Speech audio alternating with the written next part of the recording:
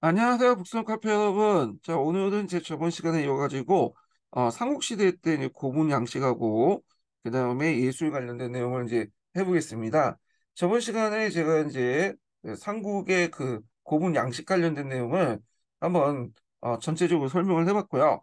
이번에는 한국사 통론 관련된 내용을 좀 보면서 얘기할게요.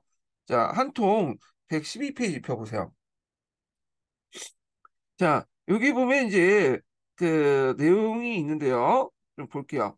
첫 번째 단락 같은 경우에는 이제 삼국의 예술의 특징 같은 게 이제 좀 나와 있거든요.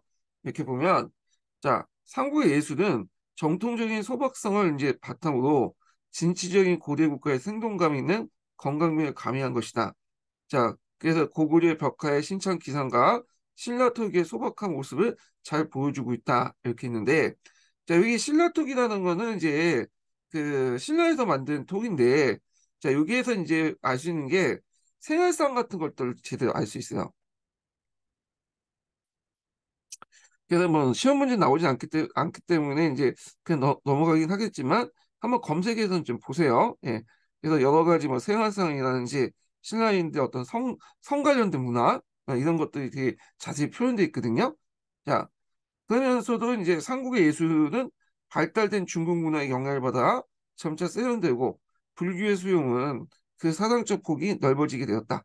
그래서 불교가 수용되면서 이 불교와 관련된 문화다 예술이나 이런 것도 이제 같이 수용이 됐죠. 그래서 이런 거와 연결시켜서 이제 보시면 될 것 같고요.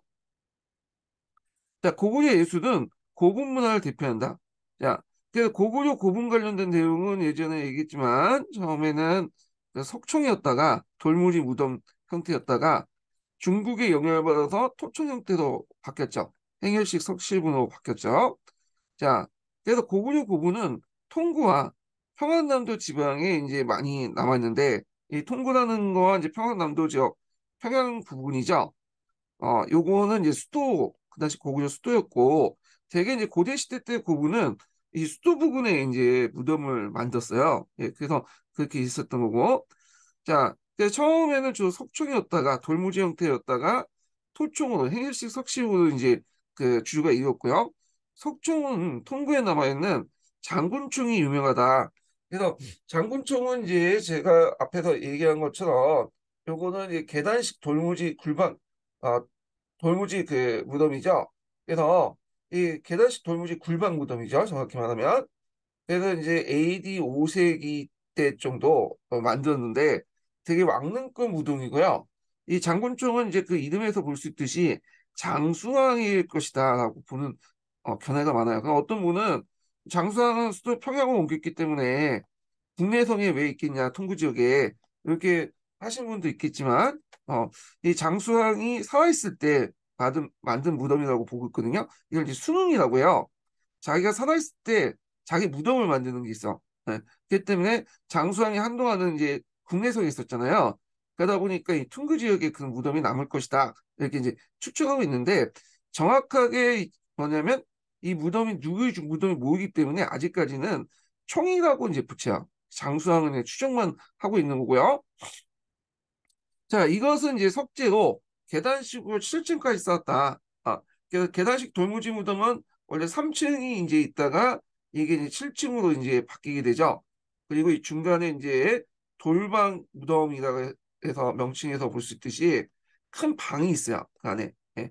그래서 이렇게 있고 3층은 조그만 실이 있는 거고 요건 방이 있는 거예요. 방이. 예. 그다음에 이제 근처에 이제 그 있는 대왕릉이라고 있어요. 대왕릉. 대왕릉은 이제 강개토 대왕의 능인데 대해서 장수왕, 이는 장수왕릉으로 추정되고 있다. 그러니까 이제 요게 장수왕으로 추정하고 있고, 대왕릉 같은 경우에는 앞에서 이제 얘기한 것처럼 이것도 그 뭐냐면 계단식 7단으로 쌓고 위층에 방을 만들고요. 그리고 그 밑에 무덤 위에 사당을 이제 만든 그런 형태죠. 똑같은 형태인데 이거는 이제 명칭에서 원태양릉 안여상고 여학 원학헌데 대왕릉이 산처럼 안전하고 매처럼 튼튼하소라는 명문이 생긴 이 벽돌 전돌이 그 발견됐기 때문에 또 그 앞에 강개토 대왕비가 이제 존재했기 때문에 이런 것들을 이제 볼때 우리가 대왕릉은 강개토 대왕의 무덤이라고 이제 보고 있죠. 그래서 여기에다 능자가 붙은 거야. 능자라는 것은 뭐냐면 확실하게 여기가 이제 왕이나 왕비의 무덤을 지칭할 때 능이라고 붙고요. 그 다음에 이제 총이라는 것은 그 주인이 확실하지 못할 때 보통 무덤 총자를 붙어요. 예. 그래서 고대 시대 때 능이라고 붙는 거는 대왕능하고 그다음 뒤에 얘기한 무능왕릉 이 두 개 정도죠. 자, 그다음에 토종을 볼게요. 토종은 이제 주로 이제 평양이나 평안남도 지역에서 발견되는 건데 요거는 이제 중국의 영향을 좀 받은 거죠. 예. 그래서 중국 같은 경우에는 이제 전축분이 있잖아요. 전축분인데 여기에다 이제 방이 있고 이렇게 연도가 있어서 이제 부부 합작물로 이렇게 만든 전축분이 있고 여기에다가 이제 흙을 덮죠. 그래서 이걸 토촌이라고 하는 이유가 이게 주변의 봉분을 흙으로 덮었기 때문에 토촌이라고 해요. 근데 이제 우리나라 같은 경우에는 중국의 형태는 받았긴 했지만 그 형태가 이제 재질은 벽돌이 아니라 어, 그 돌이죠, 돌. 돌이기 때문에 이 구이식 돌방무덤, 행렬식 석실분 이렇게 이제 부르죠. 보통 돌은 이제 하감으로 만들어. 우리나라는 하감이 많죠. 이 토종은 그 핵일시석심의 특징은 큰 방이 있기 때문에 면에 여기 벽에 그 벽화가 있다는 게 특징이에요. 벽화가 다 있는 건 아니지만 대체로 이제 벽화가 있는 거죠. 벽화를 통해서 그 당시에 이제 일상적인 생활상을 볼 수 있다. 이렇게 이제 볼 수 있는데 벽화의 모습, 고구려 무덤 양식에서 벽화의 무덤 모습 같은 건 전에 설명했죠. 초창기 때는 생활풍습이나 인물도 같은 것도 있다가 5세기 넘어가면서 연꽃무늬, 뭐 인물도, 사신도가 보이고요. 6, 7세기 넘어가면 완전히 도교가 주류가 돼요. 사신도가 많고. 자, 토종은 석재로 널방을 이제 만든 다음에 현실을 만들고 그 위에 흙으로 봉토를 덮은 북로로 석종과 달리 그 안에 벽화가 있는 경우가 많다. 자, 이 토종 가운데 대표적인 곳은 통고의 무용총과 그 다음에 용강의 쌍용총이다. 이렇게 있죠. 자, 이 무용총과 쌍용총은 그 당시 이제 고구려인들의 생활 모습들을 볼 수 있는 무덤 중에 하나예요. 예. 그래가지고 이런 것들이 이제 통해서 우리가 사료에 없는 그런 내용들, 곡식사라든지 생활사 같은 것들 알 수 있죠. 자, 쌍용충은 널방 입구 양쪽에 세운 팔각 돌기둥과 청장의 구조, 그림으로 나타나는 네 기둥의 기둥, 두공, 그다음 동양 등에서 고구려 기조의 가옥 양식을 보여주고 있고요. 자, 고구려 벽화는 퉁구나 평양, 안악 이런 것을 고분해서 발견되어 그림의 소재에 따라서 무용총, 각종총, 그다음 수영총이라는 이름으로 이제 붙어졌다. 그리고 이제 우현이의 대모에 사신도 같은 가장 우수한 벽화로서 생동한 심을 넘치고 있다. 그래서 보통 이제 사신도 같은 경우에는 저도 이제 뭐예요? 후대에 이제 좀 약간 뒤에 발견된, 만들어진 그 벽화죠. 그러면 여기에서 이제 예전에 나왔던 이제 그 것 중에 고구려 벽화와 관련된 내용이 이제 있기 때문에 잠깐 이제 소개만 해드리고 넘어가겠습니다. 시험 문제에 나올 것 같지는 않지만 일단은 예전에 기출 주제와 관련됐기 때문에 한번 좀 볼게요. 예.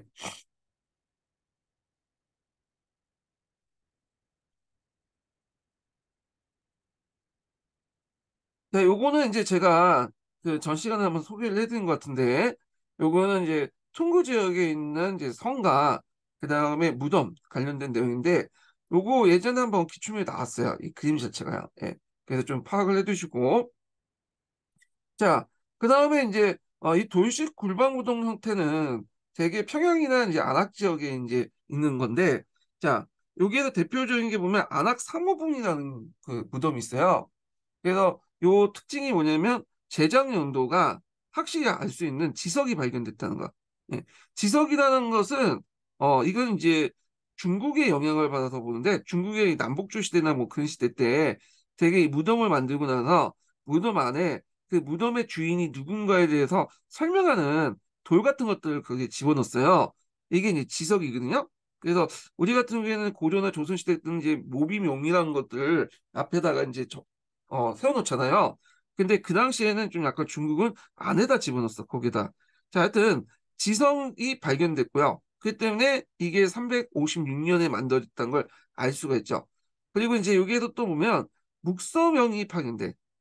자, 묵서명 같은 경우에는 되게 돌기둥이나 이 벽에 막 이제 묵서도 적어 놓은 건데 이것은 이제 이런 묵서명이 발견됐다는 거. 그래서 이 묵서명의 누굴 것이냐에 대해 갖고 그 주인공에 대해서는 뭐 그 앞에 그 이 사람의 이제 안악사모공이 왕릉이라는 설도 있거든요. 뭐 미청왕이라는 설도 있고 등등 있는데 그 사람을 뜻하지 않을 건가? 그 사람의 일대기를 뜻하는 거 아니냐? 아니면 그 앞에 있는 뭐 동수의 무덤일 것이다. 그 지킨 신하의 무덤에 관련된 내용이다. 뭐 이렇게 설이 있는데 하여튼 있고 벽화에는 대행렬도, 마국간, 우물, 부엌, 주인도를 이제 발견됐고요. 그다음 덕홍리 고분이 있어요. 이것도 좀 유명한 그 무덤인데 요게 이제 유주자사 진의 무덤이라고 이제 볼 수 있거든요. 그걸 이제 알 수 있는 게 벽화예요. 그래서 유주자사 진이 있고 그 옆에 이제 13수 태수 하레도가 있어. 근데 유주라는 것은 어디냐면 오늘날 이제 그 어디냐면 북경 지역을 얘기하거든요. 예. 근데 북경 지역에 이제 자사가 왜 여기에서 고구려에 묻혔을까 이렇게 이제 하신 분도 있는데 이 사람이 원래는 이제 중국 관리였다가 나중에 이제 고구려 망명을 해요. 그러다 보니까 이제 고구려에서 죽게 되죠. 그래서 이 고구려의 이주저서 진의 무덤이 있는 거야. 그리고 나서 예전에 살아생전 때 잘 나갈 때 그 그림을 그려놓은 거죠. 예. 그래서 이렇게 있고 그 다음에 경우와 진년도 존재가 있고요. 그 다음에 600자 이것도 묵서가 있어. 이 묵서가. 자, 그 다음에 장청인호분 같은 경우인데 이건 청장에 비천상하고 연꽃무늬 같은 불교적 세트가 있어요. 그래서 이제 여기서는 요때 무덤은 4세기 때 무덤인데 반해서 앞에 있는 설명하는 무덤은 장청인호분 같은 경우에는 5세기 때 무덤으로 이제 추정하고 있어요. 되게 5세기에서 6세기 넘어가면 불식 돌방 무덤에서 이제 인물도나 뭐 생활상 같은 것들이 없어지고 불교 사상을 뜻하는 거거나 아니면 도교식 무덤이 등장하거든요. 사신도 같이. 예. 그래서 이제 5세기, 6세기 들어가면 이제 점차 뭐냐면 그 불식 돌반 무덤이 주를 차지하면서 처음에는 인물 풍속도나 사신도가 이제 등장했다가 나중에 이제 시간이 지나면서 이제 뭐냐면 이렇게 그 불교적 요소와 도교적 요소를 뜻하는 연꽃무늬 사신도 형태로 바뀌게 됐다. 이렇게 이제 보시면 될 것 같은데요. 쌍용총 같은 경우에도 이제 기마 인물도가 나타나고요. 행렬도 이게 이제 5세기 초반 때 무덤을 보고 있어요. 그러다가 이제 6세기로 넘어가면 이제 이렇게 이제 그 사신도 형태로 아니 연꽃무늬 같은 형태로 등장하게 되죠. 그래서 요거는 제가 이제 좀 이따 전에 설명을 했고요. 그래서 예전에 안악사mon고하고 덕홍이 고군 같은 것들이 관련돼서 시험문제 나왔기 때문에 좀 보시면 될 것 같고요. 자, 그다음 후기 때 무덤은 이제 6, 7세기 때 이때는 완전히 도교적 요소가 상당히 많아요. 그래서 이 대표적인 게 앞에서 얘기한 강서도 그 대모 같은 거 있죠. 그 벽면의 사신도 같은 것들이 그려져 있다. 이런 것들 이제 봐두시면 될 것 같아요. 자, 그러면 이제 다시 이제 보겠습니다. 자, 여기 보면 이제 고구려의 고구미수는 지금의 전하는 영가 침례면 금동 열의 입상에서 알 수 있는데, 자, 요거는 이제 그 예전에 한번 시험문제 나왔던 것 같은데 지문으로 영가라는 것은 뭐냐면 그 당시 전진의 연호야. 전진하고 이제 통교를 했죠. 예. 그래서 있고 정가 7년명 연호 1년 영가 7년이라는 뜻이고 금동 연회에 입상이라는 것은 그 겉으로는 금인데 실제로는 거기에 동이 있는 거죠. 예. 그러니까 동으로 만든 연회 입상인데 이게 금칠을 한 거다. 이렇게 이제 보시면 되겠죠. 자, 그것은 고구려의 독특한 개성이 강하게 표현되고 있었다. 다만 현존하는 고구려 사찰과 탑파가 없는 것이 안타까운 뿐이다. 그래서 이건 뒤에 얘기했지만 고구려 같은 경우에는 사찰과 탑을 만들었다고 보고 있죠. 예, 고구려도 이 불교를 수용했기 때문에 그 과정에서 그 많은 탑과 이제 사찰이 있을 거라고 뭐냐면 추정하고 있고 기록에도 남아 있어요. 근데 안타깝게도 그게 지금 남아있지가 않아. 현재 전쟁 와중에 뭐 불이 타거나 해가지고 없어졌겠죠.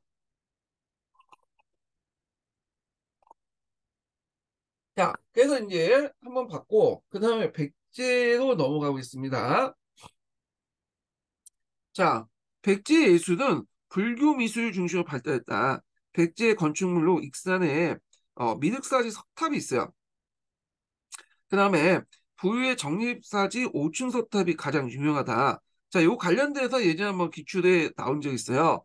익산에 이제 미륵사지 석탑이 있는 거는 이 익산이 예전에 무왕 때 한때 이제 뭐 삼국사기 삼국지에는 나와 있지는 않지만 다른 기록에 보면 요곳에 천도했다는 설이 있어. 다른 기록에 봐서. 그래서 그때 이제 뭐 익산에 보면 쌍능이 나는 무왕의 무덤도 있고 그다음에 이런 미륵사 같은 것도 있고 미륵사지 석탑도 있죠. 미륵사는 지금은 남아있지 않고 절터만 있죠. 이 지자가 갖다 붙이는 거 보시면 알겠지만 그리고 이 미륵사지 석탑은 그게 이제 그 세 개로 만들었다고 해요. 중앙탑이 있고 동탑, 석탑이 있는데 지금은 이제 그게 동탑인가 석탑인가밖에 하나 안 남아있지 않았고 이게 이제 뒤에 이제 제가 이제 그 설명을 하겠는데 이 미륵사지 석탑이 하나 남아있는 게 지금 원래 그 무너졌어요. 예.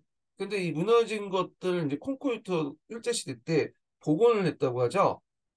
그래가지고 다시 이제 그걸 뜯어가지고 지금 복원 작업을 지금 하고 있는지 끝마친 지 있는데 그때 이제 복원 작업을 하고 있다고 제가 들었거든요. 예. 그래서 미륵사리 석탑 같은 경우에는 석탑 양식이긴 한데 이 목탑 양식에 따라 만들어졌어요. 예. 그래서 뭐 제가 이제 그 전문가는 아니지만 잘 모르겠지만 일단 석탑 같은 경우에는 사리함이나 이렇게 복작물이 중간에 있는데 이 미륵사지 같은 경우에는 그 밑에 바닥에 있고요. 그리고 이제 또 특징이 뭐냐면 이게 탑이 되게 커요. 가보신 분도 알겠지만 그래서 이제 목탑도 되게 크거든요. 석탑 목탑처럼 되게 커요. 그래서 거기에 이제 들어가서 안으로 왔다 갔다 할 수 있는 통로도 있고 그래서 처마 끝이 또 뭐냐면 약간 위로 이제 좀 올라가는 그런 형태였다고 그래요. 하여튼 그거 약간 이제 미륵사지 석탑 같은 경우에는 이런 석탑 양식이지만 목탑 양식에 의해서 만들어졌던 거고요. 후자인 이제 정립사지 5층은 이게 이제 석탑 양식으로 바뀌긴 하는데 일부 목탑 양식이 좀 남아 있어요. 예. 그리고 이제 이 정립사지 5층 석탑은 예전에 제가 이제 설명한 것처럼 제가 한번 강조했죠. 평제탑이라고 했죠. 그래서 그 당나라가 백제를 멸망시키고 나서 그 당시 요 탑에다가 낙서를 한 게 있어요. 예.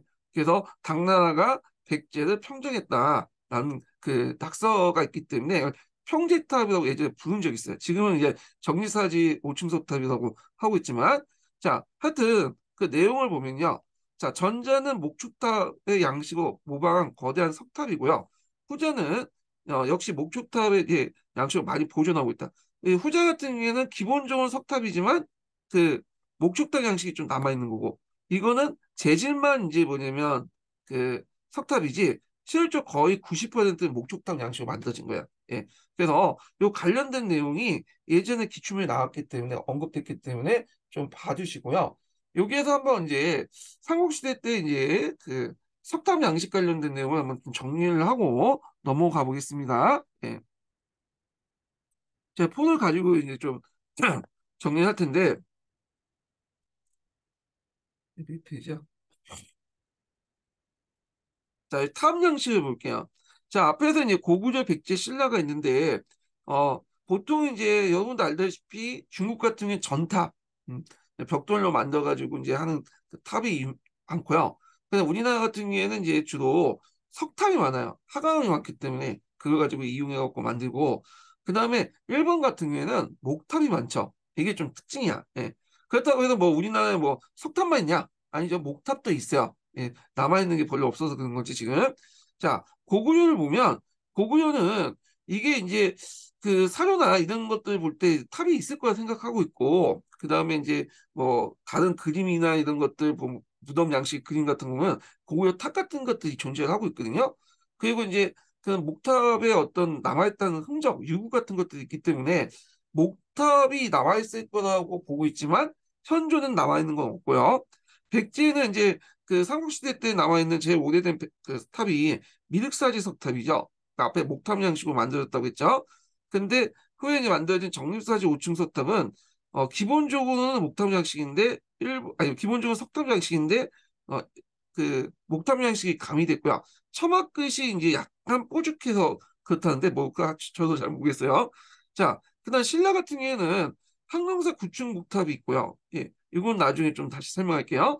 분황사 모든 석탑이 있는데 분황사 모든 석탑은 이거죠. 예. 그래서 이제 이 분황사나 뭐 항공사 구층 목탑이 다 성동연합 때 만들어진 거거든요. 그래서 이 모존석탑이 왜 모존석탑이냐? 이게 아마 중국의 영향을 받은 것 같은데 중국은 이제 벽돌, 전돌로 해갖고 이제 만들어진 그 석탑이 전돌이 많잖아요. 그러니까 저희 벽돌 탑이 많은데 이 전탑의 영향을 받은 거라고 보고 있어요. 모존이라는 거는 원래 기본적으로 이것도 석재로 만드는데 석재를 그냐면 벽돌 모양으로 깎아서 만들었어. 그래서 이걸 모존이라고 한 거야. 전탑이라고 하지 않고. 자, 그다음 통일신라 시대 같은 경우에는 상층 석탑이 유명하죠. 그래서 이제 신라 보면 이제 가능사리 삼층 석탑이나 고선사리 삼층 석탑, 불국사 보면 석가탑 이런 것도 다 삼층 석탑이야. 그래서 이렇게 이제 있고, 근데 이제 신라 후기 때 들어가면 통신라 후기 때 들어가면 약간 이제 상층 석탑에서 벗어난 석탑들이 좀 등장해요. 그 대표적인 게 예전에 한번 기출문에 나왔던 그 정해사지 13층 석탑이 있어. 예, 이게 예전에 한번 10년도 기출문에 나왔거든요. 자, 그래서 있고 신라 하드에 들어가면 이제 거기 이제 중앙 같은 경우에 상층 석탑이 계속 가고 지방 같은 경우에는 이제 선종의 영향을 받았고 그 당시 그 승탑 같은 게 있어요. 승탑. 승탑 같은 경우는 일반적인 석탑보다는 좀 규모가 작거든요. 주로 이제 이렇게 규모가 작은 승탑이 있는데 유명한 승려들의 이제 뭐냐면 사진을 모시거나 아니면 그냥 골장 형태로 모시는 그것이 승탑이에요. 예. 그래서 이 승탑은 석탑은 이제 그 앞에 있는 탑은 좀 약간 규모가 있는데 반해서 요건 좀 아담하고 상당히 친근감 있게 생겼어요. 그러니 이거 선종의 유행 때문에 점점 이제 조형 예술이나 이런 조각 예술이 쇠퇴하거든요. 선종 같은 경우에는 겉으로 화려한 것보다는 이제 안에 불성을 깨닫는 걸 되게 강조하잖아요. 그러다 보니까 이런 승탁 같은 것들이 이제 유행했다. 이렇게 이제 보시면 될 것 같고. 그다음에 고려시대 때 이제 들어가면 요 고려시대 때 전기 때는 주로 이제 뭐 송나라 양식을 받은 다각탑 같은 것들이 등장하는데 이게 이제 대표적인 월정사 팔각 구층석탑 같은 것도 있죠. 예. 그리고 이제 선종의 영향이 남아서 석탑도 있고요. 후기 때 들어가면 원나라 양식을 받은 원나라 남아규 있죠. 남아규의 영향을 받은 경층사 10층 석탑이 있어요. 그리고 이게 조선시대 때 이 경층 10층 석탑에 영향을 받은 원각사실 10층 석탑 있죠. 예. 그래서 이제 이것도 남아규 양식이에요. 그래서 이 남아규 양식이 이제 뭐냐 저도 이제 그냥 한번 들은 얘기인데 여기 보면 이게 하나 둘 셋 네 단이 이렇게 빠듯하게 사각으로 이렇게 만들어졌거든요. 그래서 이런 것들이 이제 밑에 하단이 이렇게 만들어진 것이 그 원나라의 남아규 양식이라고 하더라고요. 예, 뭐 이렇게 이제 대충 한번 봤고요.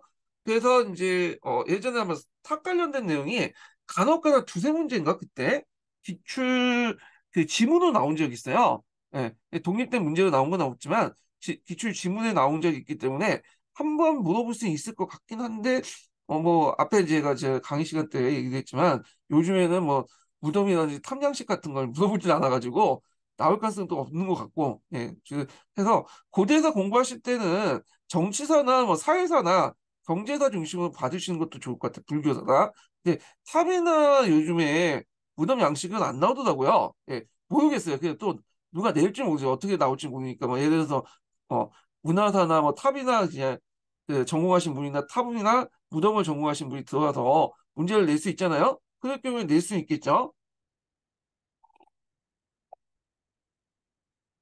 자, 그래서 이제 이렇게 있고요. 그 다음에 이제 또 계속 보겠습니다. 자, 불상으로 서산마에 삼종 석불이 있어요. 이것도 예전에 한번 칠지도와 관련돼 갖고 그림으로 나온 적 있어요. 그때는 이제 좀 뭐냐면 쉽게 나왔죠. 칠지도하고 마의 삼종 불상을 보여주고 그걸 이게 뭐냐, 어느 나라 양식이냐, 백제. 되게 쉽게 나오는데, 하여튼 예전에 나왔고요. 그다음 공주출도에 이제 금동보살 입상이 있다. 그래서 이런 것도 엷은 미소도 이제 백제의 미소라고 하죠. 띄고 온화한 얼굴을 하고 있는 게 특징적이다.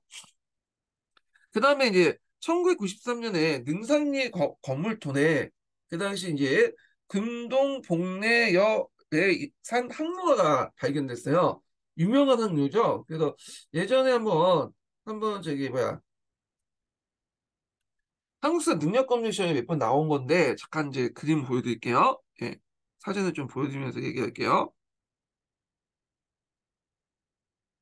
이게 이제 불교적 요소도 있고 좀 도교적 요소가 상당히 또 많아요. 이 도교적. 그래서 이제 이게 금동 용복내산 항로인데 항로라는 건 항을 피하기 위해서 만든 이제 도구를 얘기하는 거죠.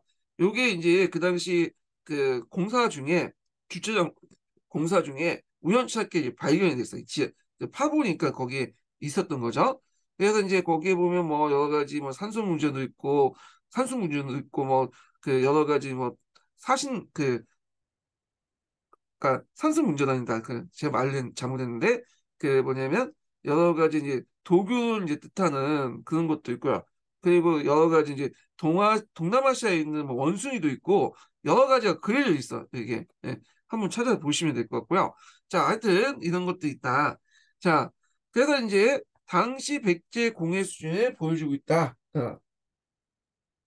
그리고 이제 넘어가서 백제 고분도 많이 남아 있는데, 자, 초창기 때 고분 양식이 이제 서총도 고분이 대표적인 거죠. 이 초창기 때라고 하지만 실제로는 한 4세기 때 고분 양식이야. 예.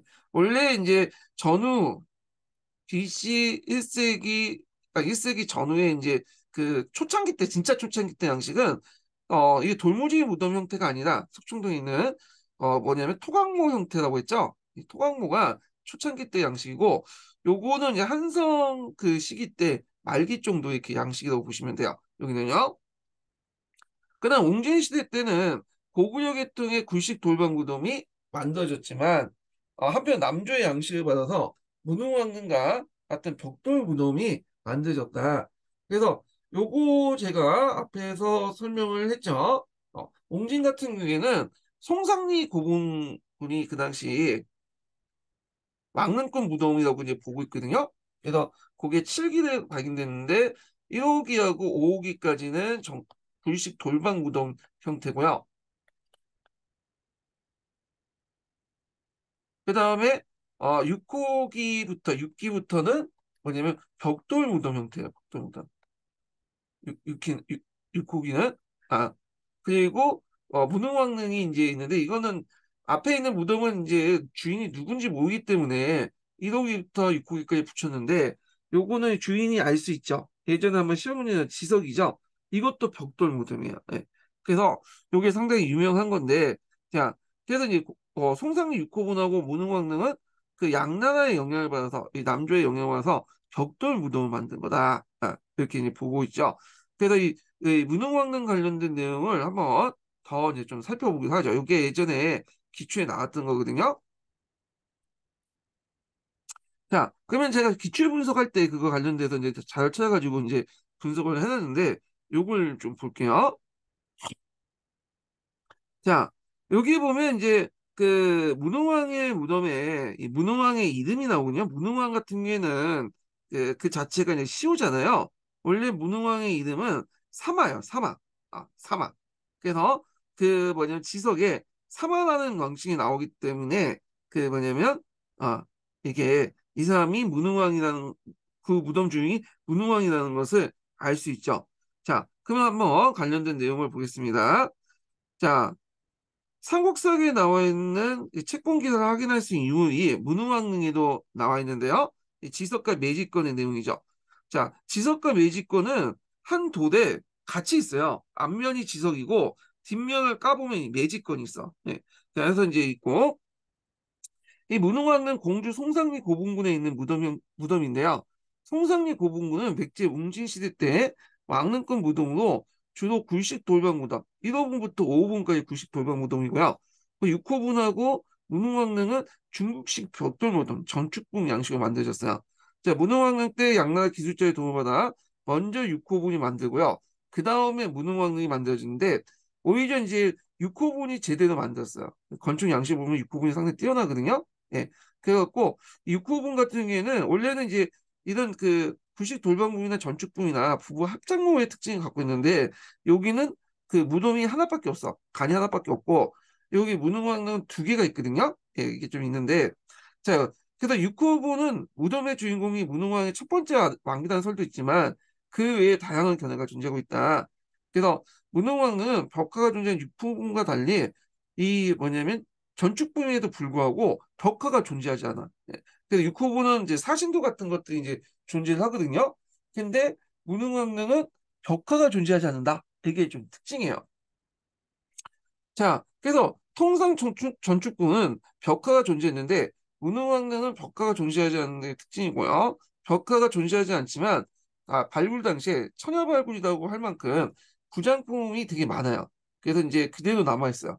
그래서 보통 전축분이나 구식 돌병 무덤은 그 구조상 상당히 도굴이 쉽거든요. 그래서 이제 많이 거의 대부분 도굴됐는데 요건 이상하게 남아 있지 않아. 그러니까 도굴이 돼 있지 않았어요. 예. 운이 좋은 거죠. 그래서 부장품 안에는 중국제 도자기, 청자와 흑자 뭐 이런 것들이 있고요.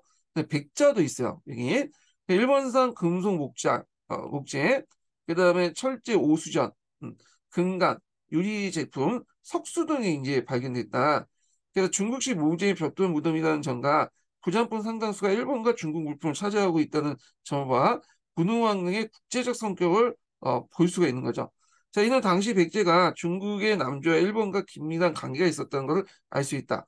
당시 이제 백제는 일본과는 한강 유역 수복을 위해서 문화적 군사적 교류가 빈번하였다. 자, 이는 무덤의 부장품 안에 일본 왕실만이 사용했던 금속 목재를 간호 만들었다는 점에서 잘 반영하고 있다. 자, 그리고 우리나라 고분의 경우에 그 무덤의 주인을 밝힌 것이 별로 없는데 문흥왕릉의 지석이 있고 그 지석에 이제 문흥왕릉이라는 걸 알 수 있는 사마왕이라는 그 이름이 있죠. 그래서 문흥왕은 보통 총이 아니라 능으로 부는 게 이게 확실한 왕릉이기 때문에 이제 능이라 붙인 거야. 지석은 중국에서 사용했던 모재로 죽은 사람의 인적 사항이나 무덤의 소재를 기록해서 혹은 탄석이나 도판이다. 조선의 그 조상의 계보나 생일과 죽은 날, 평생 행적, 가족관계, 무덤의 소재와 방향 등을 기록되어 있으며 무덤 앞에나 옆에 묻혀 있다. 그래서 문호왕의 지성 내용에 보면 요거 되게 유명하죠. 영동대장군이라는 말이 있어요. 영동대장군이라는 것은 양나라로부터 채권받은 명칭이에요. 예. 그래서 이제 그 당시 양나라와 조공 채권 관계를 맺고 있다라는 걸 알 수 있고요.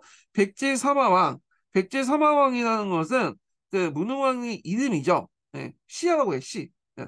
그래서 왕의 이름을 시라고 하는데 이 사마왕이라고 이제 이렇게 적어놨어. 그러니까 그래서 문흥왕이라는 시호가 있는데도 불구하고 사마왕이라는 이름을 적어놓은 거는 아직까지는 시호 제도는 만들어지긴 했지만 그 당시 널리 사용되지 않았다는 걸 알 수가 있는데 사마라는 이름을 붙인 거는 이제 이 사람이 섬에서 태어났기 때문에 일본의 섬에서 태어났기 때문에 이제 뭐 그 사마라는 명칭이 붙였다고 그래요. 그래서 이제 62세가 됐던 계문년 5월 7일 부모하셨고 그래서 이제 부모라는 말 자체가 백제가 항제국을 지향했다는 걸 볼 수가 있거든요. 보통 왕이 죽을 경우에는 홍이라고 하죠. 홍. 신하가 죽을 때는 조리라고 하고 근데 황제가 죽을 때는 붕어라고 해요. 네. 그래서 요거는 이제 항제국을 지향했다는 걸 볼 수가 있어요.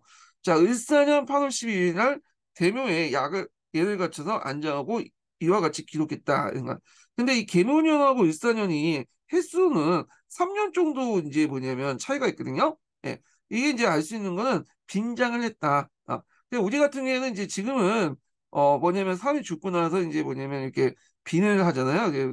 장례식 하기 전에. 그래서 이제 사람들이 와서 조문을 하고 하는데 기간이 빈의 기간이 3일 정도 되죠.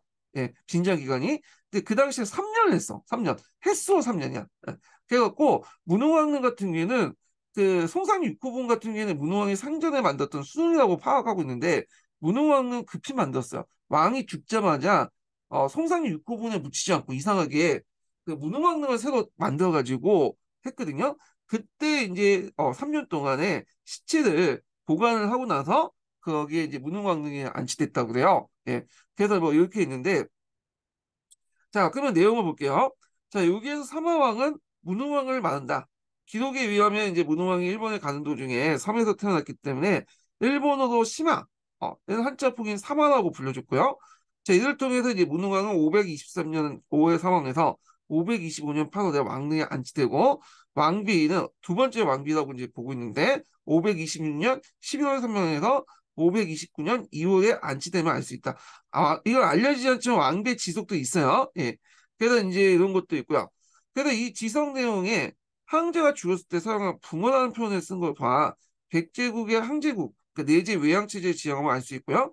계묘년에 붕어하고 을사년에 묻힌 것은 중간에 빈전을 설치하고 시체를 보강했기 때문이다.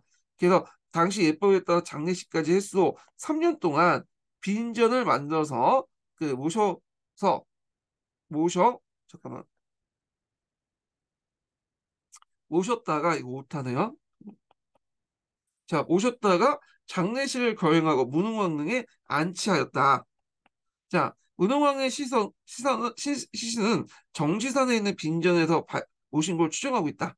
지성에 나와 있는 문흥왕의 사방 용도는 고대에서 절대 연표를 기준이 되는데 이 절대 연표라는 것은 그 연표의 설정의 기준점이 되는 연표예요. 예. 그래갖고 이제 상당히 역사적 의미가 있다는 거죠. 자, 지석의 뒤편에 매직권이 있다. 자, 그래서 이 매직권하고 뭐 지석을 같이 보는 견해도 있는데 엄밀히 말하면 좀 달라요. 같은 돌을 사용하겠지만 앞면이 지석이고 뒤에 매직권이 있고요. 지석과 매직권은 만든 목적 자체가 또 다르죠. 매직권 같은 경우에는 도교 사상에 영향을 받아서 이 토지신과 토지를 매매하는 문서로 중국 무덤에 출토되고 있어요. 그게 이제 중국에 영향을 받은 것 같은데 그래서 한국에서는 고대 시대 때 문흥왕릉에서 왕과 왕비의 지석과 함께 유일하게 출토되었다. 그래서 지석 같은 경우에는 몇 개 무덤에서 발견되긴 했는데 이 매직권에서 고대 시대 때 매직권 같은 경우에는 그 뭐냐면 문흥왕릉밖에 없어요. 예. 그리고 물론 고려나 이제 그 조선 시대 때도 뒤에 이제 무덤에서 매직권이 발견되긴 했지만 이거는 뒤에 얘기고요. 예, 고대 시대 때 무덤, 통일신라 시대 때 발견하네요. 근데 이제 우리가 삼국시대 때 무덤에서 매직권이 발견된 건 무능왕릉밖에 없어요. 그래서 이제 첫째 항은 전일 만문의 토지를 매매한 약속이 적은 곳이고 우일거는 토지 매입 문서 내용을 말한 것으로 해석되는데 매직권 위에 이제 묻혀놓은 묶어서 놓아 있는 그 철제 오수전. 여기 철제라는 것은 이거는 보통 이 오수전 동전이잖아요. 동을 만들죠. 근데 사용하지 않는 의장용 이제 뭐냐면 돈이다 이렇게 보시면 돼요. 오수전이 그 당시 남북조 시대까지 계속 사용했거든요. 그래서 이 오수진이 한나라 때 만든 동전인데 불구하고 약 700년 동안 사용돼서 700, 대단한 거죠 이게 700년 동안. 자, 하여튼 이 오수전 90여 개가 그때 매입 대금을 이제 상징한 것이다.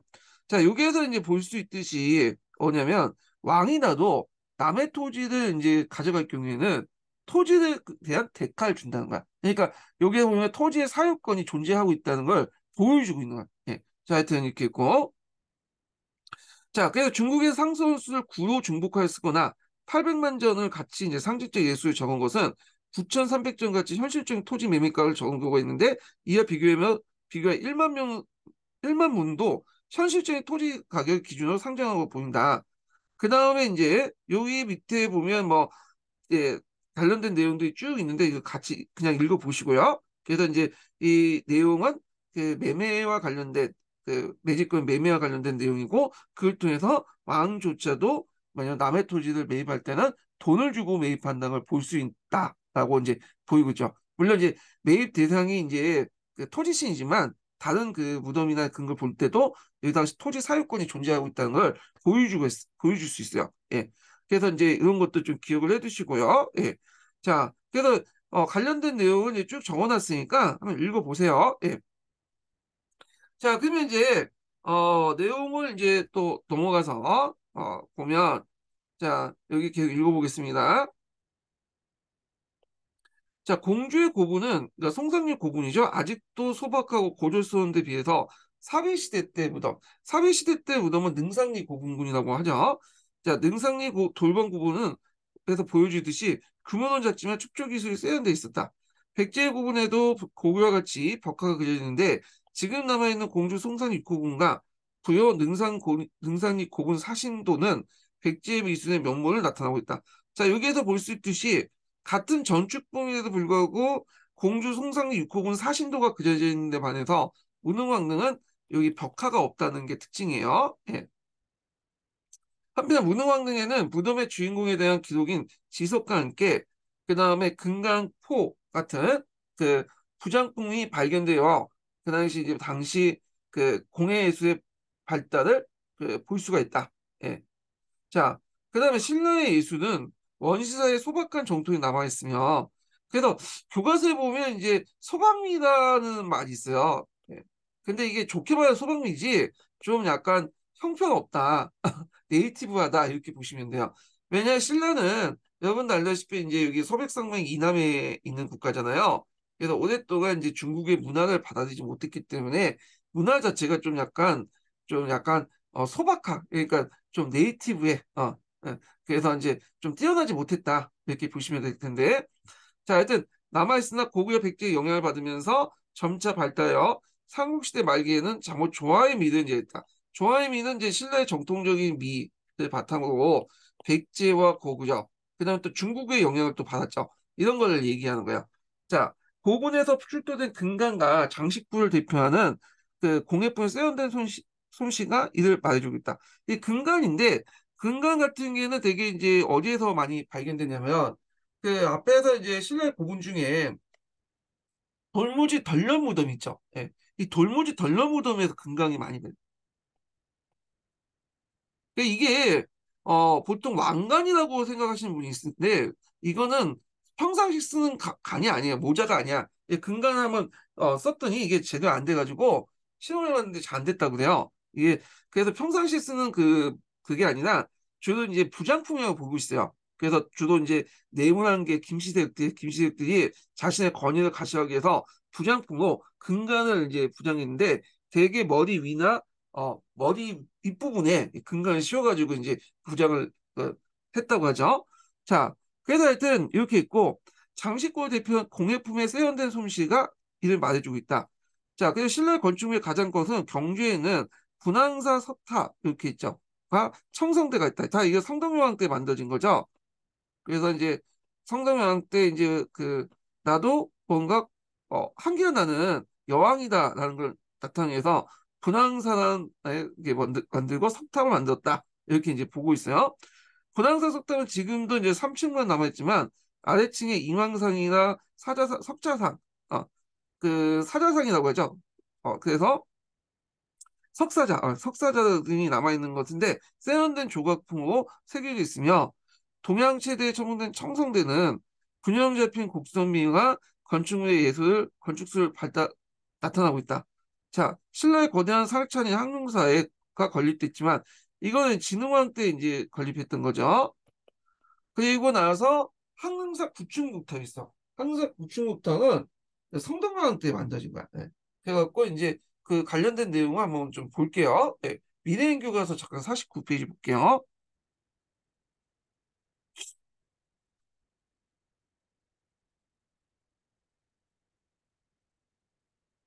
자, 여기가 이제 항용사 터예요. 지금은 남아있지 않죠. 그렇지만 예전에 절자리가 절이 있었던 터가 있고요. 그 다음에 항공사에다가 항공사 구축 목탑을 세웠죠. 여기 되게 커요. 그래서 각각의 층이 각 민족을 뜻한다고 해요. 그래서 이걸 세우고서 하면 각 민족들이 와서 알아서 머리를 숙일 것이다. 뭐 이렇게 있는데 이게 이제 자장 율사의 건의를 받고 이제 세워진 터라고 이제 보고 있죠. 그래서 그 관련된 기록이 그 항공사 구축 목탑 철주 분기에 남아 있어요. 자장 율사가 신라에 돌아오자 종남사의 원양성사에게 하직 인사를 하니 선사가 내가 관심원이 많이 왔죠. 그대를 그대의 나라를 보매 항공사의 구축 탑을 세우면 해동의 여러 나라가 모두 그들의 나라에 항복할 것이다. 요 해동의 여러 나라는 건 백제 주변에 있는 나라들, 뭐 고구려, 신라, 아니 백제가 아니 신라 주변의 나라죠. 그래서 이제 백제, 고구려 그런 나라들 등등등 뭐 이런 나라들이 항복할 것이다. 자장이 이 말을 듣고는 신라에 와서 나라에 알렸고 결국에는 이 말을 듣고 나서 세운 게 항농사 구축목탑이다. 이렇게 이제 보고 있어요. 그래서 이제 항농사태에 발견된 기록에 따라 계산해 보면 항농사 구축목탑의 높이는 무려 80m에 이른다. 윗글에 나타났듯 신라는 이웃나라를 복속시키려는 염원에 담아 이처럼 거대한 불탑을 세웠다. 자, 이날 삼국시대 불교가 나라의 태평과 번영을 기원하고 그 당시 백성의 마음을 한데 모으는데 구심점 역할을 했던 걸 볼 수 있다. 이렇게 했죠. 근데 아쉽게도 여러분 알다시피 이제 항공사 구축 목탑 같은 경우에는 그 몽골의 침입으로 불타 없어져서 지금 없죠. 예. 그래서 우리나라도 이렇게 큰 사찰과 불탑을 만들었어요. 일본의 보다 더 큰. 근데 이게 후대에 남아있는 게 지금 거의 없어요. 예. 다 불타 없어지고 약탈당하고 예, 없어졌죠. 자, 그 다음에 이제 다시 봐서 또 넘어가면 신라의 고분은 거대한 돌무지 덜련 무덤이죠. 예전에 한번 설명한 것처럼 그래서 이제 그 있고 그래서 이걸 이제 그 있는데 돌무지 덜련 무덤 적성목갑본이라고 하죠. 여기 적성목갑본. 자, 그래서 중심을 이뤘다. 자, 고구려와 이제 백제 골식 고군이 도굴 당하기 쉬운 데 비해서 신라의 돌무지 구분은 예전에 말한 것처럼 도굴될 수 없어, 구조상. 예, 도굴되지 않아서 금강을 비롯해서 금띠, 금팔찌, 금기고리 등 여러 가지 유리 제품 등 많은 부작품을 간직하여 공예품으로 보급을 이루고 있다. 그래서 여기 좀 눈여볼 게 금을 되게 좋아해요. 금을. 좀 물론 지금도 금을 좋아하지만 근데 그 삼국지 위지동의전 같은 거 보면 우리나라 사람은 금보다 옥을 더 중요시 여기기 때문에 부장품 옥이 많이 나오거든요. 근데 금이 나왔다는 것은 이 그 뭐냐면 요게 주인공들 그러니까 이제 네모난 게 김시대학들이죠. 김시대학들의 주인공들의 특징이 이게 신라인이 아니라 외대에서 드는 민족일 것이다라고 보는 사람이 있어요. 예. 왜냐하면 돌무지 덜널 무덤 자체도 홍로의 무덤하고 비슷하고요. 그래서 유목민족 계통이지 않을까. 그래서 이제 그럴 때 유목민족은 상당히 금 같은 거나 은을 되게 중요시 여기는데 그런 것들이 반영되지 않을까 보고 있는데 아직까지는 정확히 몰라요. 예. 자, 하여튼 이렇게 있고 자, 이들 이제 신라 고구는 그 안에 출토된 부장품에 따라 금강총, 그다음 금령총, 그다음에 그 있고 자, 천마총 뭐 등등의 이름으로 이제 부르고 있다. 예. 그래서 이렇게 있고요.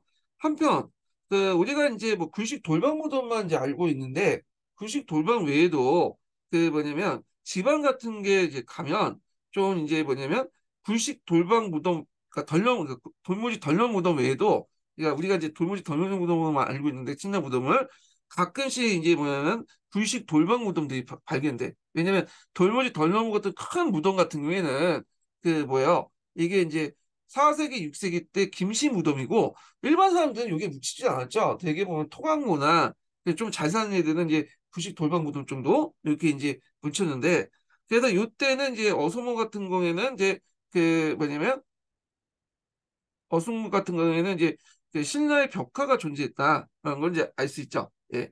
그래서 이렇게 있고 자, 그래서 최근에 이제 역시 수흥에서 진평학 때 추정한 벽화 고분 일기도 발견됐다. 그래서 지방의 세력가들은 구일식 돌방 무덤을 사용했다고 볼 수 있어요. 돌무이 덜렁 무덤이 아니라. 근데 중앙에서도 이제 보면 이게 이제 버프망 이후부터는 이제 돌무지 덜렁 무덤이 아니라 또 구식 돌방 무덤을 사용해요. 그래서 이 돌무지 덜렁 무덤은 신라인들이 다 붙였던 게 아니라 4세기에서 6세기 때 그 뭐냐면 신라 왕족들, 김씨 왕족들만 묻혔던 무덤이고요. 나머지 지역에서는 이제 좀 잘 사는 사람은 불식 돌방 무덤, 게다가 이제 또 못 사는 사람은 그 뭐 토광모 이렇게 묻혔는데 나중에 통일신라 들어오면서 이제 뭐냐면 거풍 이후부터는요 돌방 무덤으로 통일이 될 거죠. 이게 아마 백제 신라가 이제 영향을 준 것 같은데 자, 그리고 예전에 한번 시험 문제 나왔던 게 있는데, 천마촌에 보면 자작나무 껍질로 만든 말다래, 이 장리라고 하는 것도 있죠? 그때 이제, 뭐냐면, 그 이상한, 동물이 나오는데, 이걸 이제 말이라고 해석한 사람들은 천마도라고 이제, 이름 붙였던 거죠? 근데 이 말이 아니라 길이라는 설도 있어요. 예, 하여튼 뭐 이렇게 있고. 자, 그래서 이제, 이 돌멩이 무덤에서 남기 어려운 그 벽화의 아쉬움을 덜어주고 있다. 이렇게 보시면 될 것 같아요. 예. 자, 그 다음에 상공문화에 이제 일본 전수 관련된 내용을 이제 있는데, 요거 이제 보기 전에 무덤 관련된 내용을 한번, 또 좀 볼게요. 교과서에서. 고구려 백제 신라 무덤을 이제 좀 약간 사진을 보고 좀 그렇게 천재 교과서 잠깐만 볼까요? 천재 교과서가, 잠깐만요. 예, 여기 있네. 천재 교과서 43페이지 잠깐 펴보면,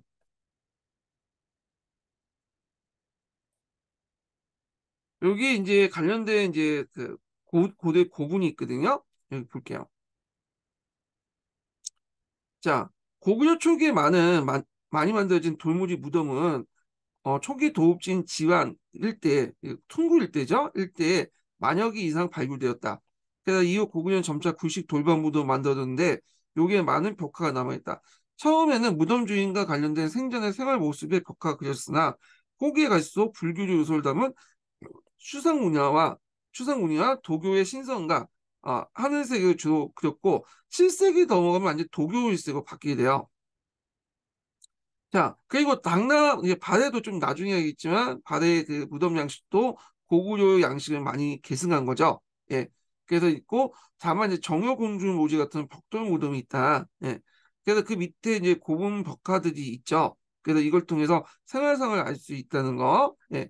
자, 그 다음에 이제 여기 뒤에 나와서 그 고구려 고분파는 중국에 영향을 받았지만 점차 고구려만의 독자적인 특징을 확립해 나갔으며 후에 일본에 영향을 주게 됐다. 예.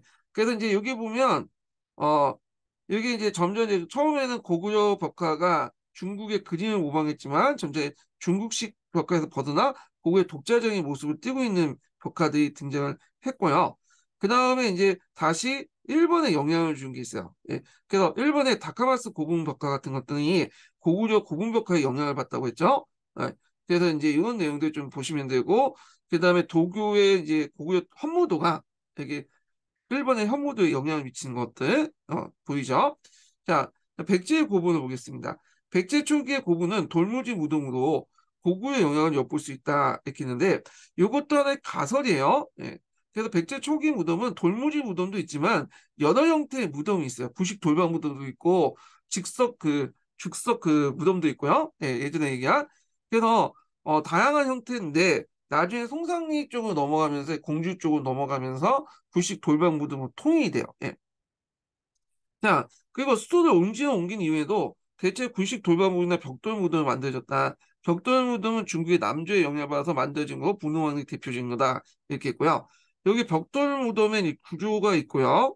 그래서 문연을 넣은 벽돌을 쌓아서 방을 꾸미고 그 속에 시신을 안치하는 부부 합장모이고요.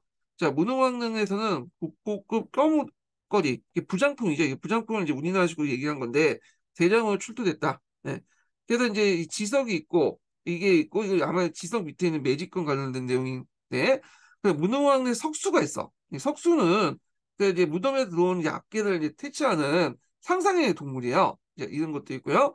그냥 신라의 고분 같은 경우에는 이제 앞에서 보이는 이제 돌무지 덜런 무덤이 대표적인 것들이죠. 그래서 이제 이렇게 있고 자 그래서 한번 봤고 그 다음에 이제 여기에서 이제 좀 볼 게 뭐냐면 어 관련된 내용이 이제 그 발해 이제 그 불교나 도교 뭐 풍수지 관련된 내용을 좀 볼게요. 그 풍수지 같은가 어 도교 관련된 내용을 볼게요.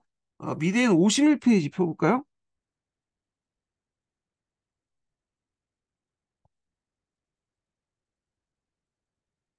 자, 발해 불교하고 도교의 풍수지설 관련된 내용 보겠습니다. 삼국시대 동교와 풍수지설 관련된 내용 볼게요. 자, 첫 번째 인증문 알려드리겠습니다. 첫 번째 인증문은 50번입니다. 첫 번째 인증문 50번이에요.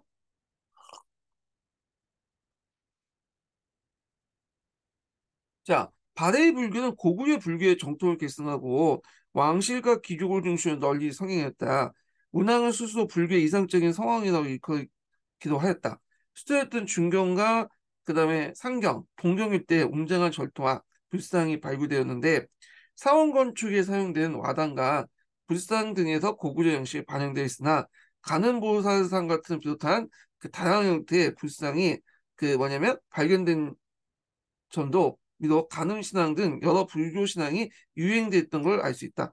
그래서 예전에 한번 그 발해 이제 불교 양식 관련된 내용이 한번 그 단독 문제는 아니지만 지문으로 나온 적이 있거든요.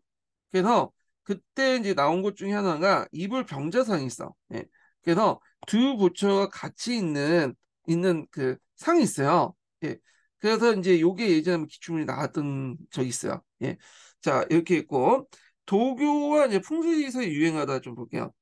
자, 요거는 이제 한통은 이제 도교하고 풍수지리서 관련된 내용이 없더라고요. 뒤에 이제 중간중간만 있고 따로 장이 없어가지고 여기에서 한번 읽어보겠습니다. 도교 풍수지리설이 이제 유행하다 불교장선과 신선의 대기를 추구했던 도교는 삼국에 전래되어 귀족사회 중심으로 유행했으며 예술에도 많은 영향을 줬다. 자, 백제의 이제 산수무니 벽돌이나 산수무니 벽돌 여기 있죠. 예. 그 다음에 이제 백제 금동대학로. 네, 금동대학로는 이제 앞에서 제가 사진을 보여드렸는데, 일단 그게 있다는 거. 그러니까 금동대학로에는 신선들이 사는 이상세계를 이제 그 표현했고요. 고구려 고분의 사신도 등에서 도교 사상이 반영되어 있고, 특히 이제 그 고구려 같은 경우 후기 때 이 도교가 널리 확산됐던 이유가 뭐냐면 정치적 목적도 있어요. 그 당시 이제 7세기 때 영계소원이 귀족과 연결된 불교세를 억누르기 위해서 도교를 장려하는 정책을 표기도 했거든요. 예. 그래서 그때 이제 뭐 이에 반발해가지고 만든 것이 열반종이라는 불교 종이 있죠. 열반종. 자, 신라반에는 귀족의 한각과 사치생활에 대한 반발로 운동적인 사상 경향이 생겼고 도교와 노장 사상이 널리 퍼졌다. 또한 성종 승려였던 도성이도와 풍수지성이 유행했다는 거. 풍수지설은 어떤 특징이 있냐면 이게 이제 산천을 보고 어떤 집이나 그다음에 궁궐이나 도성 같은 걸 정하는 게 특징이 있잖아요. 그 모자를 보고 뭐 조상의 뭐냐 은덕을 받아갖고 자손이 번성한다. 이 은택풍수 같은 이런 것도 있는데 자 이런 것들이 이제 경주 중시의 지휘관을 번영해서 다른 지역의 중요성을 부각시키는 그 역할을 하고 호족들이 이 풍수지휘소를 잘 이용했죠. 그래서 자기의 땅에 자기가 살고 있는 땅에 왕기가 서려 있다 이렇게 강조를 하잖아요. 예. 그래서 하여튼 뭐 이렇게 있고 풍수지휘소는 산이나 물, 땅의 모양을 살펴 도가 주거지, 묘지 등을 정하는 이론이다. 그래서 이제 이건 야연적인 도참 사상과 이제 결합됐죠. 풍수 도참이라고 하죠. 그래서 우리나라 같은 경우에는 중국에서 풍수지리를 받아들였지만 좀 약간 중국하고 다른 게 있어요. 그게 뭐냐면 풍수지리에다가 이걸 도참과 연결시켜갖고 뭐냐면 결합됐다는 거. 그래서 이게 이제 뭐냐면 이제 그 어디가 길지다. 뭐 남경길지설, 서강길지설 이런 것들도 다 풍수 도참 관련된 내용이에요. 예. 그래서 이런 것도 있고 그래서 이제 있고 그다음에 또 하나의 특징은 비보 사상이 있죠. 이거 예전에 기출문에 나왔죠. 그 중국 같은 땅이 넓지 않기 때문에 우리 같은 경우에는 땅의 지기가 좀 강한 곳하고 약한 곳을 그대로 사용할 수밖에 없어. 네. 그래서 적당한 지기를 가지고 있는 땅이 별로 없기 때문에 중국처럼 이렇게 중국 땅이 많기 때문에 이제 땅을 버리고 다른 곳에 쓸 수 있잖아요. 적당한 곳에.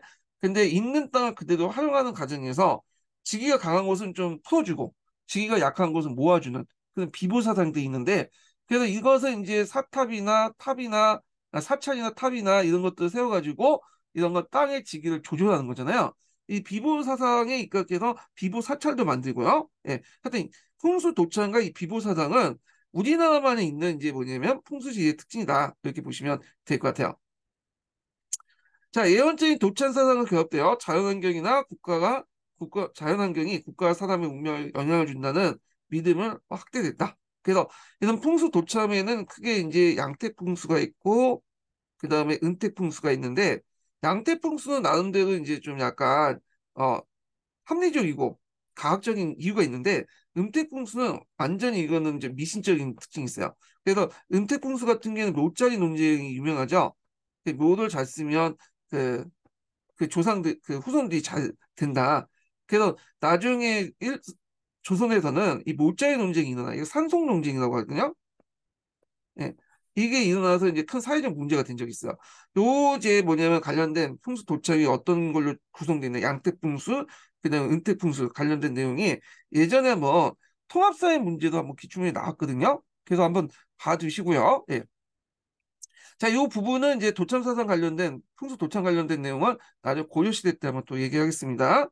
자, 호족은 풍수 지리선을 이용해서 그 수도인 금성의 운수, 땅의 지기가 떨어져 있기 때문에 우리 땅이 이제 번성할 것이다 하면서 이제 세력을 키워나갔죠. 그래서 이 풍수 지리선의 또 하나 특징이 뭐냐면 지역 간의 배타성이 강하다는 거야.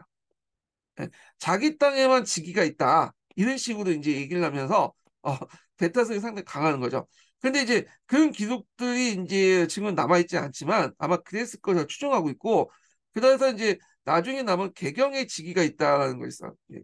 그래서 이제 신라 만화에 이제 뭐냐면 그 있는데, 그 당시 이제 도손비기 같은 것도 있죠. 예, 그런 걸 보면 이제 개성에 이제 지기가 강하다 뭐 이런 내용이 있는데, 나머지 땅에도 지기가 있다고 하는 설도 있었지만 나중에 고려시가 이제 고려 넘어가면서 그 도손의 위기만 받아들여서 이런 그 뭐냐 개경에 지기가 있어서 고려가 탄생됐다라는 스토리를 만든 거죠. 나머지 이제 호조 때 가지고 있는 이제 풍수 사상은 다 없어진 거죠, 기록이.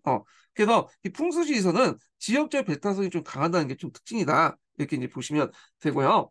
그 다음에 이제 그 당시 그 도교라든지 뭐 이런 것들 영향을 받아갖고 이제 우리나라 풍로도라는 것도 있는데, 여기 이 풍로도는 도교를 기준으로 해서 불교나 유교나 이런 것들이 이제 결합이 된 거야. 예.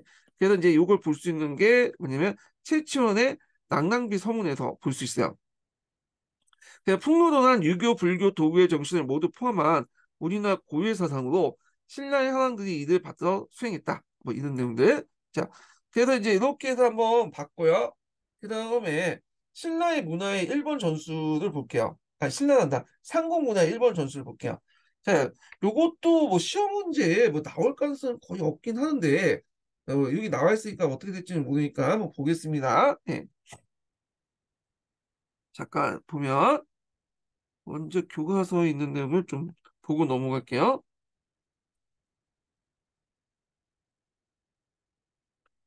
자, 교과서에 제가 이걸 하다가 안 넘어갔는데, 교과서에 삼국 문화 관련된 내용 있죠? 앞에서 언급했던 걸 좀 더 얘기할게요. 여기 빠진 내용이 있었고, 한쪽에 빠진 내용을 이제 천재교과서에 있는 내용에서 좀 보충해 보겠습니다. 39페이지 잠깐 볼게요.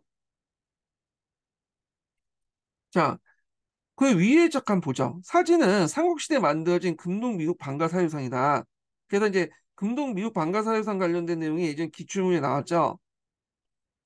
이 금동 미륵 방가사회상은 어, 동으로 만들어지지만 여기 금칠을 했기 때문에 금동인데, 미륵불이 여기 앉아가면서 사유하는 그런 상이에요. 이 미륵 보살 방가사유상은 고구려도 있고 신라가 또 있고 백제도 있고 일본에도 있어요. 일본에도 목재 방가사유상이 있거든요. 그래서 이제 이렇게 있는데, 여기에서 이제 보면 상구의 불상에 영향을 받아 만들어진 일본의 목조 미국 방가사유사 이렇게 있는데, 이게 이제 일본 고루사가 어디에 있냐면 그 오늘날 이제 교토에 있죠. 그러니까 예전에 헤이안고에 있는 거야. 그래서 이 일본의 미국 일본의 목조 미국 보살 방가 사유상은 삼국의 영향을 받았다고 하지만 실제 신라의 영향을 받았다고 볼 수 있는데요. 그러니까 이게 백제의 영향을 받았다고 이제 잘못 착각하신 분이 있는데, 이건 신라 하타시의 이제 그 사찰 그 지역에서 발견됐기 때문에, 그 세금에서 발견됐기 때문에 그 당시 이제 요거는 신라의 영향을 받는 거야. 원래 이제 헤이안고 자체가 하타시 근거지에서 만들어진 거죠. 예, 하타시의 도움을 받고. 자, 그래서 이 관련된 내용이 예전에 기출 문제 나왔어요. 비록 보살 금동 미국 보살 방가상 관련된 내용이. 자, 현존하는 미국 보살 방가사의상 중에 뛰어난 걸작으로 손꼽히는 두 불상은 둥근 얼굴, 눈두덩과 입가의 미소, 깊고 자연스러운 옷자의 표현까지 너무나 또 닮은 모습이다. 이렇게 이제 보시면 되고. 자, 그 다음에 건축과 불교 예술을 볼게요. 이거는 앞에 했던 내용들은 이제 겹치는데요. 예. 그래서 이제 여기 보면, 자, 삼국시대 대표하는 건축물 궁궐, 사찰, 고분이 있다. 그러나 이제 삼국의 궁궐과 신라의 항공사, 백제 미륵사 등 같은 큰 규모의 사찰은 터만 남아있지 현재 남아있지 않고요. 자, 탑은 초기에는 목탑이 만들어졌다가 점차 석탑으로 바뀌어갔다. 현재 목탑이 남아있지 않고 백제 익산 미드사지 석탑 목탑의 건축 양식을 보여주고 있고요. 그 다음에 부여 정리사지 5층 석탑 이를 계승 발전시키면서 안전되면서 경쾌한 모습을 지니고 있고, 신라탑은 돌로 벽돌 모양을 다듬어 만든 만들어 쌓은 경주 분황상 석탑이 유명하다. 이건 모전 석탑이라고 하죠. 예. 그다음 불교가 수용되면서 보급됨에 따라서 불상도 많이 제작되었다. 고구려 금동여가 영가 7년명 여대 입상. 예. 그래서 이제 여기 관련된 내용이 여기 있죠. 예. 그래서 작은 금동굴상 관련된 내용이 있고요. 이것도 예전에 기출에 한번 나왔고요. 백제 미소라고 불리는 선상 용원이 마의 여대 삼종상. 그래서 이제 요게 있죠. 예, 요것도 예전에 한번 기출문제 나왔어요. 요거 관련돼서. 자, 그래서 이제 이런 것도 있고요. 여기 잠깐 옆에 보면 안학궁이 있는데 여기 이제 초창기 때 뭐냐면 고구려 수도를 옮길 때 이 안학궁으로 이제 옮겼어요. 안학궁성이라고 하죠. 예. 그리고 그 위에 이제 대성상성이 있고, 예. 그리고 우리가 알고 있는 이제 평양성은 지금 장안성은 평왕왕 때 만들어진 거야. 뒤에 만들어진 거예요. 그래서 이 국내성에서 이제 평양을 천도한 후 고구려 왕궁이 있었던 곳이다. 안학궁에 이제 관련된 내용이 있고, 자, 고구려 이제 고분벽화 관련된 내용 보죠. 그러니까 고분에 이제 고분벽화 관련된 내용 보겠습니다. 백제 고분도 있고, 뭐 신라 관련된 내용도 있고, 이제 고분하고 고분벽화 관련된 내용인데 한번 보겠습니다. 자, 삼국의 고분에서 많은 벽화, 꺼 목걸이가 있어 삼국의 문화의 다양한 면모를 확인할 수 있다. 고구려 초기에는 주로 돌무지 무덤을 만들어졌으며, 그 다음에 그러다가 점차 구식 돌방 무덤으로 발전하였다. 돌방의 벽과 청장에 많은 고분 벽화가 남아있다. 백제 초기 고분은 돌무지 무덤이었으나 후에 갈수록 구식 돌방 무덤이나 벽돌 무덤이 만들어졌다. 벽돌 무덤은 남조의 영향을 받은 거죠. 그래서 신라는 돌무지 덜런 무덤이 만들어졌고요. 그래서 요 구조상 벽화가 그려지지 않고 도굴하기 어렵다. 이렇게 보시면 돼요. 자, 그다음 과학기술의 발달을 보겠습니다. 자, 삼국시대에는 일찍부터 농경과 밀접한 관련된 천문학이 발달됐다는 거예요. 이 천문학은 농경하고 연결돼 있어요. 농사에 짓다 보면 씨를 뿌리거나 추수를 하거나 하는 그 시기를 알아야 되기 때문에, 절기를 알아야 되기 때문에, 이때 이제 절기를 알기 위해서 하늘을 보고 그 절기를 파악하게 되죠. 그래서 이제 천문학이 발달될 수밖에 없게 되죠. 자, 이는 정치에 이용되기도 했죠. 그래서 천문영상을 보고 왕의 정치와 서로 연결시켜 갖고 얘기를 하잖아요. 예. 청인상설도 그 대표적인 거고요. 자, 고구려에는 천문도가 만들어졌고 고분벽화에는 또 별자리, 해, 달, 사신도가 그려져 있다. 이 고구려 같은 경우에는 천문학이 상당히 발달됐다고요. 예. 그래서 나중에 이제 그 고구려 천문도가 나중에 이제 조선시대 때 발견되죠. 조선 초기 때. 예. 그래서 이건 뒤에 좀 얘기할게요. 자, 신라는 성당왕 때 천체 관측을 위해서 천성대가 만들어졌다. 삼국사기는 고구려 신라 백제 천문 관측 사실이 다수 기록되어 있다. 자, 삼국시대 금속 기술도 발달했는데 백제 금동대학로는 이 시기 때 금속 공예의 최대 걸작품이 알 수 있다. 또한 일본에 남아있는 칠지도는 모양과 기술 면에서 백제 금속 공예의 우수성을 보여주고 있다. 신라 고운에서는 에서 나온 금관이나 금 기고리 등은 높은 금은 세공 기술을 보여주고 있다. 자, 이 시기에 생활과학도 발달했는데 고구려에서는 지렛대 원료로 우물이나 디딜방관을 이용했으며 신라에는 거울에 이제 얼음을 체조해 놨다가 빙고라고 하죠. 그래서 이제 여름에 이용하여 위한 빙고를 축적했다. 이런 것도 있어요. 자, 그래서 이제 이렇게 했고요. 그 다음에 이제 삼국의 문화와 이제 일본의 전술을 이제 보겠습니다. 예. 요거는 좀 쉬었다가 좀 진행할게요. 예.